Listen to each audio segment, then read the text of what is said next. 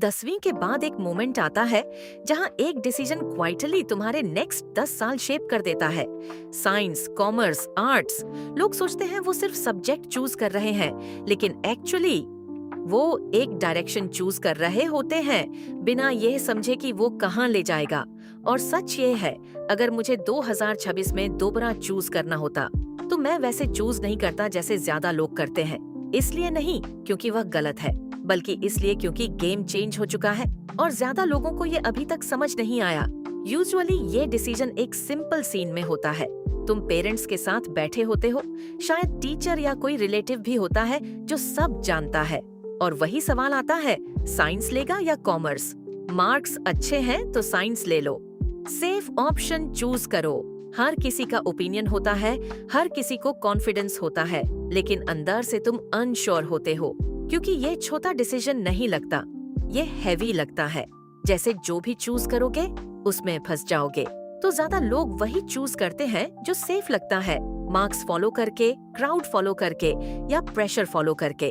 और वहीं से प्रॉब्लम स्टार्ट होती है, क्योंकि आज के टाइम में स्ट्रीम चूज करना सिर्फ सब्जेक्ट्स का डिसीजन नहीं है, ये लेवरेज का डिसीजन है, फ्यूचर फ्लेक्सिबिलिटी का, स्किल स्टैकिंग का, और ये समझने का कि वर्ल्ड कितनी फास्ट चेंज हो रही है।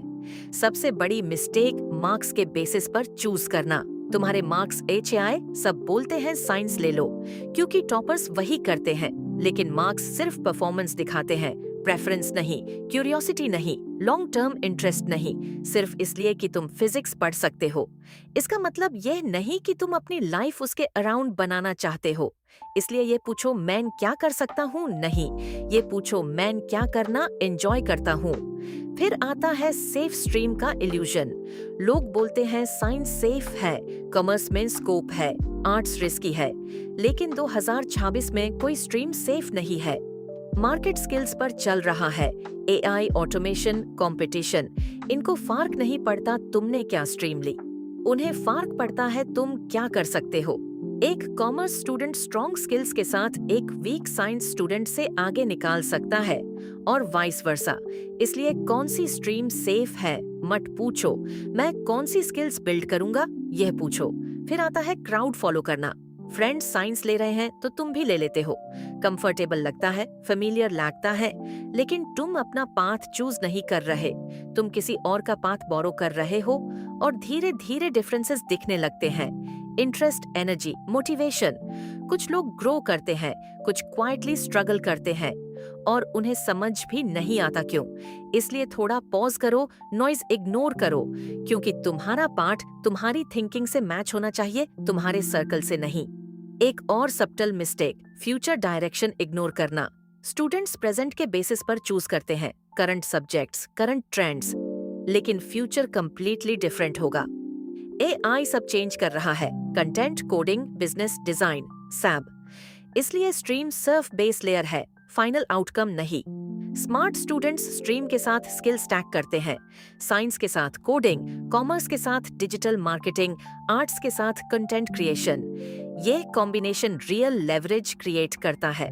फिर आता है ओवरथिंकिंग। लोग सोचते हैं ये परमानेंट डिसीजन है, एक बार चूज किया तो लाइफ सेट हो गई, लेकिन आज के टाइम में करियर पाथ्स फ्लूइड हैं। लोग फील्ड स्विच करते हैं, नई स्किल्स सीखते हैं, मल्टीपल इनकम स्ट्रीम्स बनाते हैं। स्ट्रीम तुम्हें लॉक नहीं करती, सिर्फ एक स्टार्टिंग पॉइंट देती है। इस रियलाइजेशन से फियर कम होता है और कंट्रोल आता है। अगर मुझे दोबारा चूज करना होता, मैं ये नहीं पूछता कौन सी स्ट्रीम बेस्ट है, मैं ये पूछता कौन सी स्ट्रीम मुझे टाइम और फ्लेक्सिबिलिटी देगी स्किल्स बिल्ड करने के लिए, क्योंकि रियल गेम वही है। एक ऐसी स्ट्रीम चूज करो जो तुम हैंडल कर सको, जो तुम्हारी सारी एनर्जी कंज्यूम न करे।